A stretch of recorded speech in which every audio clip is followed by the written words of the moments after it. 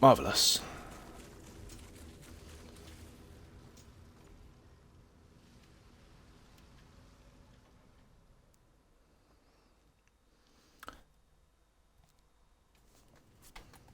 This place. It must have been drawing them all here. Answering some call to join Father's army. How many of Enoch's creatures are being lured by this place? Called by Father? Shit.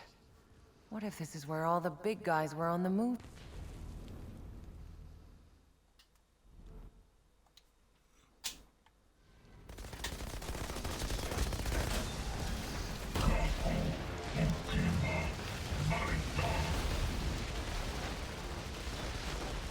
Yeah, whatever. It's time to die. Even if you had to wait here 1,000 years.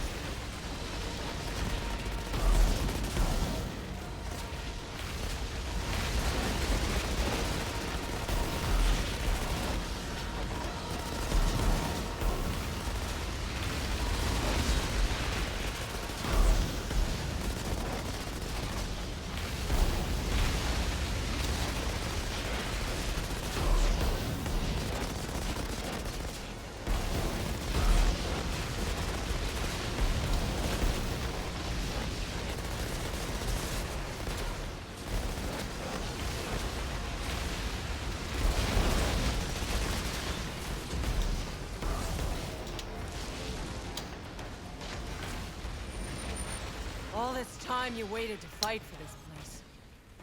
And there we go. Hello all, and welcome to my tutorial of my new pyromancer build. Let's have a look here. This doesn't matter, don't worry about any of that. Let's pick all that crap up. Right, so just go over a few things first. At the moment, I'm running skills. We've got Eruption, Overheat, and Ash Blast. What you're going to want to be doing is hitting your Ash Blast before any of these two, as we get extra damage from enemies that are ashed. Followed by an Eruption to put a fire status on everything, then an Overheat, and then one more Eruption. So, we've got a 3-piece Lava Lich. The mods on it are Etna, Magma Coat, Anomaly Echo. We have Upper Robe of the Lava Lich, Anomaly, Arms and Anomaly, Giga Blast. I have Perseverance Shield on there because I've noticed since the most recent patch the Pyromancer is extremely squishy, even more so than it already was.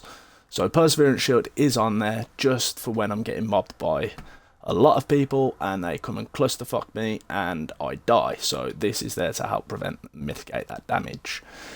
Lower Robe of the Lava Lich, improved damage. This is brilliant for your eruption skills, almost a necessity. Unstoppable Force, Move Groove. Now, the third perk on this set isn't the best, Move Groove, but as long as you're moving, you're getting more anomaly power.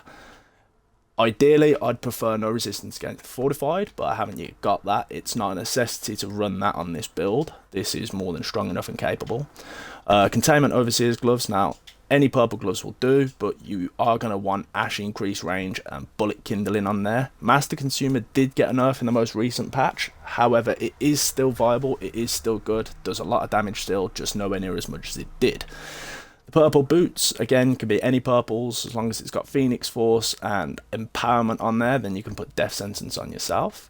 Now, for these two, the purples, ideally, you want an Anomaly Power, Cooldown Reduction, and Status Power. Now, I unfortunately haven't gotten that yet. Just my luck. But, you know, long range damage would do anyway. But close range damage would be another good replacement for that. But Status Power is what you're going to be looking for.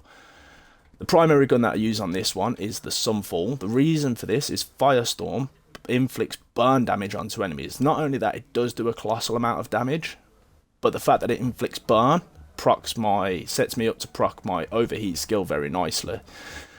The Imploder, this one, Deadly Disturbance is a crazy OP mod at the moment, same as Strings of Gauss. I'm still running Mage's Rage. It did get a nerf, well, not a nerf, it got fixed in the last update.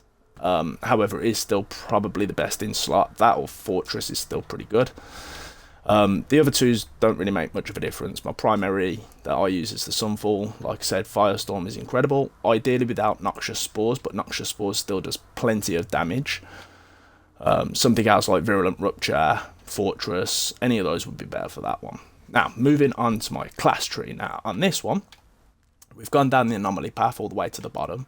And we have put a few points just up in here so we can get this class node called Hot Situation. Activating your immobilize skills increases your anomaly power by 45%. As you know, Ash Blast is an immobilize skill, so every time you activate Ash Blast, it flicks ash onto the enemies and then gives you a massive anomaly power boost.